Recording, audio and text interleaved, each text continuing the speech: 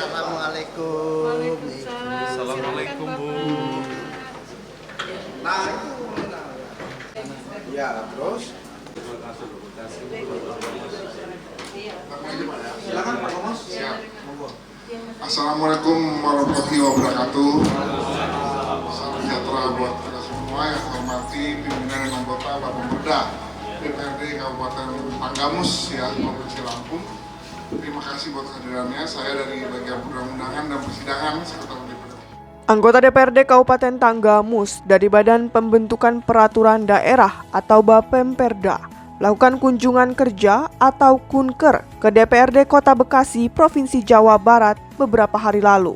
Kunjungan kerja Bapemperda DPRD Tanggamus ini terkait dengan pembahasan Perda tentang pencegahan dan peningkatan kualitas perumahan kumuh dan pemukiman kumuh yang sedang dibahas di Badan Pembentukan Peraturan Daerah DPRD Tanggamus. Penyusunan kebijakan peraturan daerah tersebut bertujuan untuk kesejahteraan masyarakat Kabupaten Tanggamus. Kunjungan kerja tersebut dipimpin langsung oleh Ketua Bapemperda Kabupaten Tanggamus, Mujibul Umam, yang juga Dewan dari fraksi Partai Kebangkitan Bangsa atau PKB. Rombongan Bapemperda DPRD Kabupaten Tanggamus ini diterima oleh Gomos Jaksana Putra Simanjuntak selaku Kasubag Perancang Peraturan Perundang-undangan DPRD Kota Bekasi beserta jajaran di Dinas Perumahan dan Pemukiman Kota Bekasi. Dalam pertemuan ini, Ketua Bapemperda DPRD Tanggamus, Mujibul Umam, mengatakan bahwa tujuan dilakukannya kunjungan kerja yaitu berdiskusi mengenai peraturan daerah tentang implementasi peraturan daerah, tentang pencegahan dan peningkatan perumahan dan pemulihan kumuh. Yang diketahui di Kabupaten Tanggamus masih dalam tahap pembahasan untuk pembentukan perdanya. Menurut Mujibul perlu untuk berkonsultasi dengan peraturan daerah ini dengan DPRD Kota Bekasi supaya menjadi bahan pertimbangan pihak Bapemperda dalam pembentukan rancangan perda tentang pencegahan dan peningkatan perumahan dan pemulihan kumuh. Rangkaian kegiatan kunjungan kerja Bapemperda DPRD Tanggamus sebagai lembaga penyelenggaraan pemerintah daerah di DPRD Kota Bekasi berlangsung dengan suasana keakraban dan diakhiri dengan foto bersama dan penyerahan plakat cindramata dari masing-masing instansi. Sangat mengecek ya tentang perda ini karena tujuannya apa sih? Tujuannya supaya di daerah Kota Bekasi ini memang masih ada, meskipun kalau kita lihat Kota Bekasi dikelilingi oleh perumahan-perumahan mewah, tapi di balik perumahan-perumahan mewah masih ada kawasan-kawasan yang memang harus menjadi prioritas bagi dinas perumahan pemukiman untuk menyelesaikan permasalahan kawasan kumuh ini. Karena sepengalaman saya waktu saya masih bertugas di bagian hukum, itu setiap tahunnya ada anggaran yang diberikan oleh dinas kepada masing-masing wilayah ya, masing-masing wilayah, dan progresnya juga nanti dilakukan oleh dinas, dan itu langsung dimantau langsung oleh kepala daerah, termasuk di provinsi itu juga dipantau. Silakan Pak, sama-sama dipantau dan mungkin untuk nanti kebetulan kalau di DPRD Kota Bekasi sekarang penguasanya ada dari PKS 12 kursi yang sama dengan PDIP 12 kursi, tapi hanya beda selisih suara saja, kursi suara. PKS 2014 ketuanya PDIP, 2009 Golkar, jadi ganti-ganti Pak, ganti-ganti. Sebelumnya 2004 Demokrat, jadi ganti-ganti. Jadi kalau di Kota Bekasi itu tiap tahun ada perubahan. Kemudian Golkar ada 8 kursi, kemudian dari Gerindra juga tidak terlalu banyak ya. Gerindra itu hanya 6 anggota, PAN 5 anggota, Demokrat 4 anggota, P3 hanya 2 anggota, dan PKB hanya 1 anggota. Dan di sini PKB bergabung dengan fraksi PDI Perjuangan kalau di sini. Tapi memang ada agak aneh nih buat partai ya.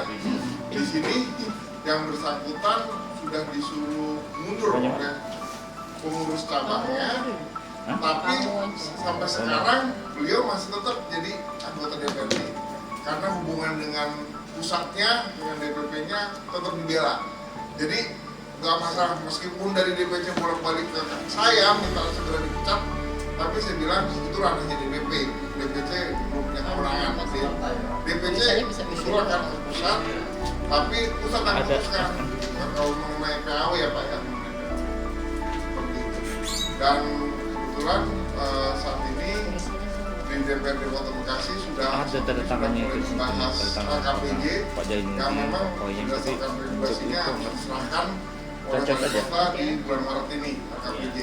Jadi nanti tinggal dibangun, meskipun dibangun Perda juga saya yakin masing-masing anggota punya kemampuan yang luar biasa ya masing-masing. Jadi memang harus kerjasama sih Pak antara pimpinan dan anggota, harus ada kerjasama yang baik sehingga hubungan dengan ketika nanti hubungan dengan AKD lain ketika pembahasan Raperda nggak ada saling menyalahkan karena pasti namanya pansus itu biasa begini nih yang saya dapat. Ini kan udah dibangun Perda, oh ke kita lagi, panggil orang bangun Perda. Padahal biasanya setiap pansus itu ada anggota bangun Perda. Kalau di kita ini setiap pansus pasti ada anggota bangun Perda. Tapi bagaimana anggota bangun Perda itu bisa mengetahui tentang pembahasan tentang Raperda ini supaya nanti begitu pembahasan di pansus nggak blank. Karena kadang di pansus, kalau kita di pansus yang sibuk itu hanya pimpinan saja Pak normatif. Kalau pansus itu hanya ketua, wakil ketua dan sekretaris yang benar-benar ngurusin Raperda. Kalau anggota mah tambahan aja, tapi substansi tentang isi-isi batang buku semua nih yang follow. Anggota itu paling menambahkan ini kurang ini kurang ini. Nah, mungkin untuk implementasinya mungkin Bapak bisa memperkenalkan dulu. Di sini kita santai-santai saja. Dan di sini ada Bu Yuyun yang memang dari dulu ya di dinas itu Pak, saya sama beliau sama-sama bareng dari organisasi CPNS itu beliau di dinas perumahan pemukiman. Kalau saya dulu sempat ke kelurahan dulu nih sebelum saya pindah ke bagian hukum. Kalau beliau sampai itu langsung ke Perkintan dan langsung mengurusi Perda ini kemarin. Dan kebetulan betul senior banget di sini. Karena kan dari Bapak minta menghadirkan OPD, makanya dari tadi saya hubungi kepala dinasnya, kepala dinasnya menugaskan itu. Kira nanti Bu Yun ya. Iya. Mungkin perkenalan dulu Pak, biar kita kenal maka saya. Assalamualaikum warahmatullahi wabarakatuh. Waalaikumsalam. Alhamdulillah.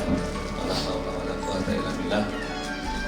Yang kami hormati Pak Gomos Pak ya, Bapak dari Bapak Perda. Bapak Perdanya Pak Gomos dari Sekretariat Bapak Perda ya, atau bagian pengadaan persidangan. Kemudian Ibu Yuyun dari Dinas Pemukiman dan Perumahan SPM. Pertama dan yang paling utama marilah kita panjatkan puji syukur kita kepada Allah Subhanahu wa taala. Pagi hari ini kita bisa bersilaturahim di rapat DPRD aspirasi DPRD Kota Bekasi. Mudah-mudahan silaturahim kita dapat membuka pintu-pintu kebaikan kita semuanya. Amin. Allahumma amin. Izin Pak Gomos Bu Yuyun, ini adalah anggota Perda Kabupaten Tanggamus. Kabupaten Tanggamus itu salah satu 15 kabupaten kota yang ada di Provinsi Lampung. Kami kalau dibandingkan dengan Kota Bekasi mungkin jauh secara usia, tapi juga tidak juga muda. Kami sudah 26 tahun menjadi kabupaten kota, menjadi kabupaten. Wilayah kami agropolitan, bisa dikatakan seperti itu, bukan metropolitan. Agropolitan terdiri dari pegunungan, pantai, dan sawah itu lengkap untuk wilayah kami itu. Nama kabupaten kami ini mengambil dari nama gunung yang ada di kabupaten kami, Gunung Tanggamus. Yuyun. Kemudian kesempatan ini karena memang kami sedang membahas perda ini untuk menambah wawasan dan hasanah kami, makanya kita berdiskusi berkaitan dengan perda ini. Seperti kata Pak Gomos tadi, bahwa perda itu lebih punya tujuan lokasi yang lebih jelas daripada akan yang lain, karena memang perda itu selalu ada kegiatan kaitannya dengan pembentukan peraturan perundang-undangan seperti ini. Hadir dalam kesempatan ini Pak, di sebelah kiri saya Bapak Peter Anderson dari fraksi Partai Golkar, kemudian sebelah kirinya Pak Peter ada Bapak Herlan dari fraksi Gerindra, di sebelah kirinya lagi ada Bapak Haji Basuki Wibowo dari fraksi PDI Perjuangan, kemudian ada Bapak Yubhan dari sama seperti Bapak dari perundang-undangan, persidangan perundangan, ada staf, kemudian di depannya Pak Herlan ini ada Bapak Noval dari fraksi PDI Perjuangan, dan di sebelahnya Pak Noval ada Bapak Haji Mutar dari fraksi PAN, kemudian saya sendiri Mujibur Bam, biasa dipanggil Mujib Pak, dari fraksi PKB. Izin Pak, seperti kita ketahui kalau mekanisme kemudian aturan di masing-masing wilayah itu mungkin pembahasannya masing-masing. Seperti yang kata Pak Gomos sampaikan bahwa di Kota Bekasi ini pembahasan itu melalui pansus, tapi memang di tempat kami kalau semua dipansuskan itu memang banyak sekali pansus yang akan kita buat, karena usulan dari legislatif saja untuk perda tahun ini kami ada 7 perda Pak. Jadi kalau kita pansuskan semua nanti kebanyakan pansus Pak, nggak selesai-selesai. Sementara kita mengkoordinir untuk membentuk pansus pun itu cukup lama kondisi seperti itu. Makanya setiap kali ada pembahasan begitu, kita langsung ke Bapak Perda, kemudian Bapak Perda yang tinggal cari materi atau cari wilayah yang memang sudah menerapkan perda tersebut. Ini hadir juga Bapak Edi Alismi Pak, Bu Yuyun, Pak Gomos dari fraksi PKB. Kalau Pak Edi ini sering kesini kayaknya, sering sekali. Ya, sering sekali kesini. Pak Edi, Pak Iplas, sama Pak Hasmal yang paling rajin ke Bekasi. Ibunya sampai ketawa. Perda ini tentunya secara alasan sosiologis, filosofis, ya Bu Yuyun ya, sama-sama kita nggak perlu terangkan. Tapi menurut saya dasar hukum yuridisnya tetap di Undang-Undang Nomor 2011, Undang-Undang Nomor 1 Tahun 2011, bagaimana semua lapisan masyarakat berhak mendapatkan tempat tinggal dan pemukiman yang layak. Nah, sampai seperti itu, kami akan membahas perda ini tentunya. Saya harap juga, Bu Yuyun, tolong nanti nggak usah terlalu dijelaskan detail, ya Pak Tito ya, Pak Herlan ya semuanya, nggak usah terlalu detail per slide itu, nggak usah. Jelaskan saja apa sih yang paling menarik di Bekasi kaitannya dengan perda ini. Ya, kan? Jadi kalau diselesaikan slide nanti kita kena pasal 12, pasal jam 12. Panjang nanti. Maksud saya kita jelaskan saja Bu Yuyun apa yang paling menarik dari perda ini di Kota Bekasi. Karena kemarin di diskusi tingkatan awal seperti Pak Herlan kemarin juga baru kami bahas bahwa kami tidak ingin perda ini hadir justru menghambat investasi.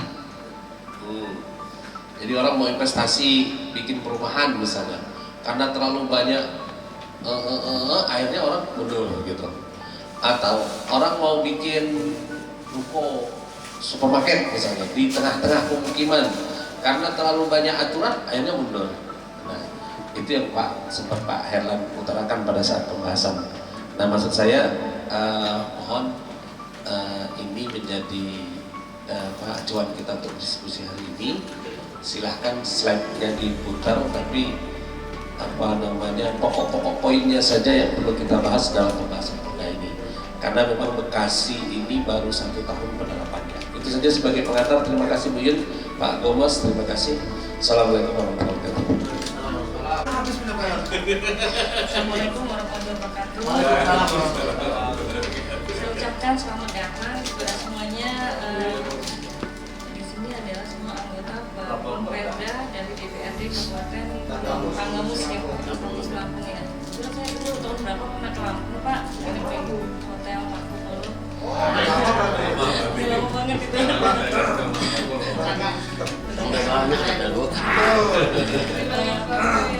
Sebelumnya perkenalkan saya Yudhoyono STMT. Di sini jabatan saya adalah support teknik penyihatan lingkungan. Ini saya sebenarnya menyampaikan dulu permintaan maaf dari kepala dinas tidak bisa hadir di sini karena beliau sedang menghadiri acara sosialisasi Pak, seperti itu. Jadi juga menyampaikan salam juga kepada semuanya anggota Bapemperda yang hadir di sini. Baik, sekiranya kita bisa langsung aja mungkin sama ngobrol santai aja, TikTok aja. Mungkin yang penting-penting aja yang saya sampaikan. Ya, jadi jadi sini Pak, jadi Dinas Perumahan Kawasan Permukiman dan Pertanahan yang khusus mengurusi untuk pembangunan wilayah kumuh itu di bidang perumahan dan permukiman. Tadi sudah disebutkan oleh Pak Bongos bahwa kita itu ada filosofinya untuk Perda Kumuh ini. Jadi filosofi Perda Kumuh ini kita menganut di Undang-Undang Nomor 1 Tahun 2011. Jadi tentang perumahan dan kawasan permukiman, bahwa di sini ada dasar hukum juga untuk kami Dinas Perumahan Kawasan Permukiman dan Pertanahan untuk bekerja. Jadi yang menyelenggarakan perumahan dan permukiman adalah tanggung jawab dari Dinas Pertinta, seperti itu. Kemudian juga ada peraturan pemerintah Republik Indonesia tahun 2018-14 tentang penyelenggaraan perumahan dan kawasan permukiman. Jadi ini filosofi yang kami ambil ketika menyusun Perda Kumuh yang ada di Kota Bekasi.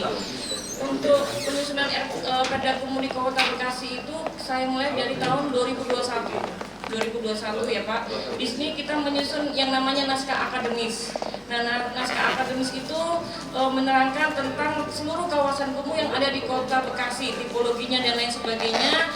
Kemudian kita ajukan ke DPRD setelah naskah akademis itu jadi, kemudian melalui beberapa pembahasan dan pansos.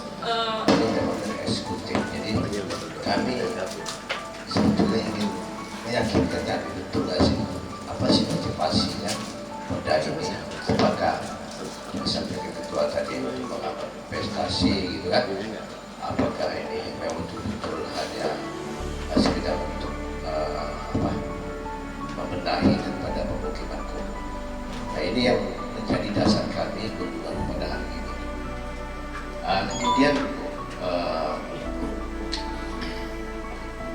untuk lebih pasnya buat kami, kami minta nanti perda yang sudah jadi nanti ditransfer lah buat kepentingan kami, ya kan? Mungkin ada pasal-pasal yang mungkin bisa kami tambahkan di perda yang akan kami buat ini nanti, atau mungkin ada yang perlu juga kami kurangi, kan begitu. Nah jadi itu kemudian yang terakhir Bu, saya nggak banyak tanya, ini kan itu yang saya sampaikan tadi bahwa hanya untuk meyakinkan kami saja berdasarkan hubungan kami ini. Saya sampai tadi pesan sama ketua yang nanya yang banyak-banyak. Kalau banyak-banyak selesai hari ini besok lagi lagi. Ya gitu. Terima kasih. Assalamualaikum warahmatullahi wabarakatuh. Pernyataan dari Bapak tadi, ya Bapak, saya nanti sudah digas lagi oleh Bu Yun, pertama kalau yang untuk legal dan ilegal, saya setuju. Jadi memang kita tidak bisanya menyerahkan buat yang legal, ya. Karena yang ilegal ini justru yang perlu penanganan dari dinas. Jangan sampai kejadian kayak dia pelumpang ya, yang kalau itu tanah ilegal dan dibiarkan oleh pemerintah DKI, ya akhirnya sekarang jadi blunder kan, akan jadi blunder, jadi ramai masalah nasional. Dan ini yang harus dituntaskan oleh pemerintah daerah masing-masing, mengurusi kawasan-kawasan yang selama ini dia udah tinggal di situ, udah bangun di situ, udah tetap di situ berpuluh-puluh tahun gitu kan. Tapi tidak ada bantuan dari pemerintah, dan makanya itu yang harus dibantu. Ditambah lagi kenapa pentingnya perda ini filosofinya? Ya seperti itu. Dinas Perumahan ini sudah dari cukup lama menetapkan untuk kawasan-kawasan kumuh. Tapi begitu ada undang-undangnya dan ada permennya, dibuatlah raperda ini. Dan ternyata raperda ini berguna buat apa? Buat ada bantuan-bantuan yang selama ini mungkin hanya ada beberapa lokasi saja, tapi setelah adanya perda ini malah lebih banyak yang bisa dibantu oleh Dinas Perumahan ini. Contohnya pembangunan itu bukan pihak ketiga, jadi yang melaksanakan pembangunan itu badan kesadaran masyarakat. Jadi di situ ada lembaga BKS. Jadi masyarakat tersebut itu yang melaksanakan. Kita adakan pelatihan. Jadi bukan hanya pihak-pihak tertentu saja yang melaksanakan pembangunan. Jadi mereka itu dilatih untuk mempunyai keahlian dalam bangun, keahlian dalam mencatat pengeluaran. Jadi mereka menambah kemampuannya mereka. Jadi program-program umum ini bisa meningkatkan ekonomi juga diharapkan di masyarakat seperti itu Pak. Jadi bukan hanya sekedar infrastruktur saja, tidak gitu. Jadi harus juga berkesinambungan dengan peningkatan ekonomi dan kesejahteraan. Diberdayakan juga. Di sini ada pemberdayaan masyarakatnya. Iya. Jadi dari BKM jadi nggak bisa jadi kontraktor, bisa harus menjadi kontraktor nantinya seperti itu. Yang tidak bisa bangun septic tank, ya harus bisa nanti bangun septic tank seperti itu, swakelola. Jadi kita swakelola. Jadi masyarakat itu sudah ada pelatihan, kita memberikan pelatihan mereka untuk bisa berwirausaha seperti itu. Nah, sekarang tambah yang hukum kompetitif ini di sini harus bisa mengurangi kantong kemiskinan yang ada di wilayah tersebut yang kita anjurkan ini. Jadi kemudian saya mengajukan untuk membangun ipal dan bioport. Di situ nanti ada lele, usaha lele, kemudian nanti bisa dikelola kelompok penerima pemanfaatan. Nah itu bisa dijadikan untuk ya UKM tersebut untuk peningkatan ekonomi. Bantuan itu bukan dari dinas pusat saja, Iya. bisa dari Makro bisa dari dinas farmasi, bisa. Nah, Bisa. ada ini. Iya. Karena gunanya banyak Pak. iya, karena pada intinya itu untuk pemberdayaan dan untuk pembangunan seperti itu. Pemberdayaannya itu justru kita membangun masyarakat itu untuk lebih bisa berwirausaha, untuk lebih bisa mandiri, untuk bisa meningkatkan kehidupan mereka gitu tujuannya. Kegiatan pemberdayaannya lebih Kegiatan banyak. pemberdayaannya lebih banyak. Mungkin itu nanti bisa dimasukkan juga di dalam perda umum tersebut. Nah, satu lagi Pak ya, saya mohon maaf banget nih kalau ilegal itu memang di daerah ilegal itu susah banget gitu ya. Ya memang kita harus mengatasi. Sedangkan kalau bantuan-bantuan misalnya bantuan rupiahmu, bantuan sanitasi gitu, saya itu harus mencantumkan KTP Kota Bekasi. Kalau tidak ada KTP Kota Bekasi itu tidak bisa seperti itu. Dan memang kadang-kadang kita bikinkan surat keterangan dan lain sebagainya. Iya domisili Pak. Kemudian habis itu kalau memang di sini harus ada SHM, harus ada sertifikat kepemilikan rumah. Nah itu juga ada syarat-syarat untuk penerima bantuan itu seperti itu, harus rumah Iya. sendiri. Kalau nggak ada nggak bisa dibantu. Kalau nggak ada nggak bisa dibantu. Nah itu tapi biasanya Atas data aja. biasanya kita bikin berita acara. Berita acara kesaksian bahwa ini punyanya dia turun temurun karena dia tidak punya uang untuk mengurus dan lain sebagainya. Kesaksian tentang tetangga. Selama di Kota Bekasi ada. Ada 1-2 kasus yang seperti itu. Cara mengatasi itu. Iya seperti itu cara pengatasan untuk bantuan. Nah, cara pengatasan untuk tadi yang memang benar-benar di daerah ilegal Pak gitu, yang memang di sini ada yang namanya relokasi. Jadi kita ada punya rusunawa, kalau memang di bantaran sungai itu perlu kita tertibkan istilahnya mereka boleh tinggal dulu di rusunawa kurang lebih selama 3 tahun seperti itu. Nah otomatis yang daerah-daerah tersebut kita sudah melakukan pembongkaran oleh Distaru itu ada Wasda Distaru itu ada pembongkaran rumah di sepanjang Kalimalang itu yang saya tahu itu dibongkar itu Pak sebenarnya. Nah mereka mungkin memang akan diberikan ganti rugi oleh pemerintah sesuai dengan harga tanahnya ya, tapi itu ada peraturan hukum lah yang mencakup itu lah yang secara detailnya. kalau ada appraisal-nya, kalau dari Perkim tidak sampai ke situ ya Pak ya, gitu. Nah ada pengawasan seperti itu. Nah dari Perkim mungkin penyediaan rusunawa, mereka untuk selama 3 tahun dialihkan di pinggir rusunawa dulu sampai mereka nanti bisa untuk menjalani kehidupan selanjutnya. Direlokasi. Memang yang untuk daerah bantaran sungai, karena kita sudah melakukan di daerah sepanjang Kali Malang itu kan waktu itu banyak banget bangunan di situ, terus ada tempat cuci mobil segala macam, itu kita relokasi. Nah kalau pembongkarannya oleh dinas tata ruang, maksudnya seperti itu yang dilakukan untuk daerah dasar. Saya kira itu mungkin kurang lebihnya jawaban dari kami. Biar ada waktu lagi nanti Iya. Kalau semuanya nanti habis. Iya, nanti kata Mbak Sekretariat ini nggak kesini lagi. Kita Mbak siapa sih namanya? Tadi kami minta soft-copy-nya untuk ditransfer ke Sekretariat.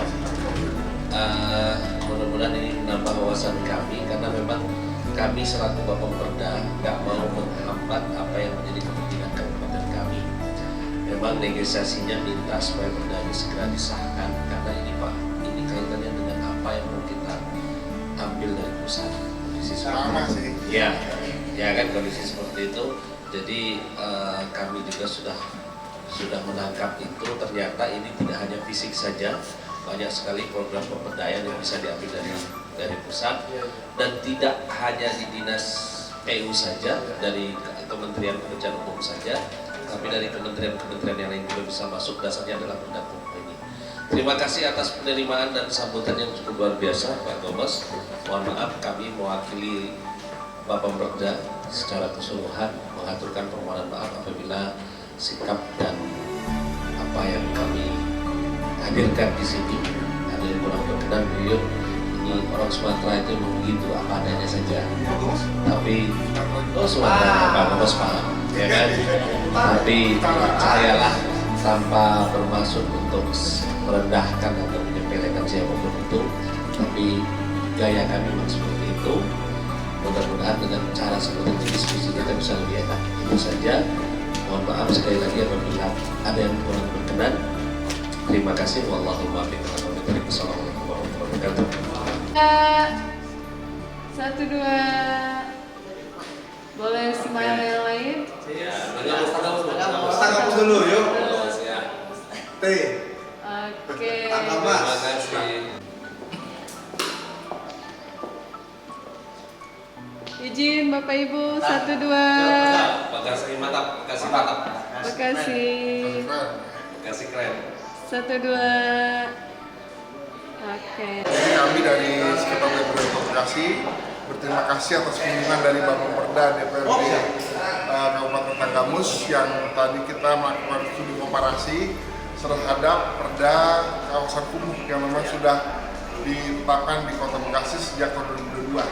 Dan tadi dari pihak Dinas Perkintan sudah menjelaskan tentang implementasi perda kawasan kumuh. Nanti segera akan kita kirimkan raperda dari kawasan kumuh di Kota Bekasi. Tapi sekarang ini jadi hanya kita lagi yang ini Pak. Moga-moga siang nanti udah ada lagi dan segera kita kirim. Nanti saya komunikasikan ke pihak Tanggamusnya, dan semoga apa yang tadi menjadi pembahasan di ruang aspirasi itu bisa digunakan ya. Betul. Karena memang perda kawasan kumuh ini ternyata memang perda yang sangat penting.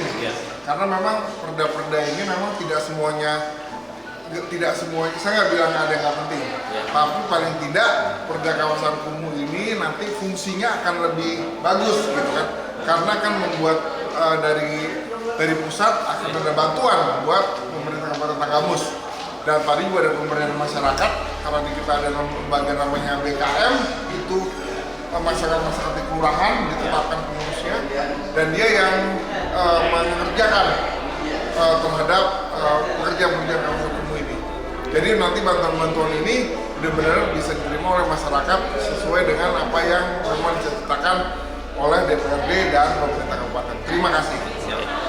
Untuk Mang Mujib, untuk kunjungan kali ini apa nih hasil dari diskusi dan sharing dengan DPRD Kota Bekasi? Karena Bapemperda hari ini, terima kasih sebelumnya, karena Bapemperda hari ini sedang membahas tentang usulan dari eksekutif berkaitan dengan perda kawasan umum di Kabupaten ini. Rasanya penting kami Bapak Perda untuk menambah wawasan kami, terutama Kota Bekasi yang sudah menerapkan perda ini dari tahun 2022. Harapan kita, apa yang menjadi hak-hak kita di kabupaten dengan dasar perda ini kita dapat terwujud. Banyak sekali bantuan pemerintah pusat yang bisa dialokasikan di Kabupaten Tanggamus, dasarnya adalah perda yang harus kita segera bentuk ini. Seperti yang kita ketahui di Kabupaten Tanggamus ada wilayah-wilayah pesisir pantai yang termasuk kategori kawasan kumuh, ada wilayah-wilayah di aliran sungai yang masuk kawasan kumuh, dan wilayah-wilayah lain yang perlunya harus mendapatkan perhatian karena kita tahu APBD nggak mungkin bisa mengurus itu semua. Dasar perda inilah kita bisa ambil kegiatan itu dari DAP dan alokasi khusus yang diberikan oleh pemerintah pusat. Itu dari saya. Terima kasih.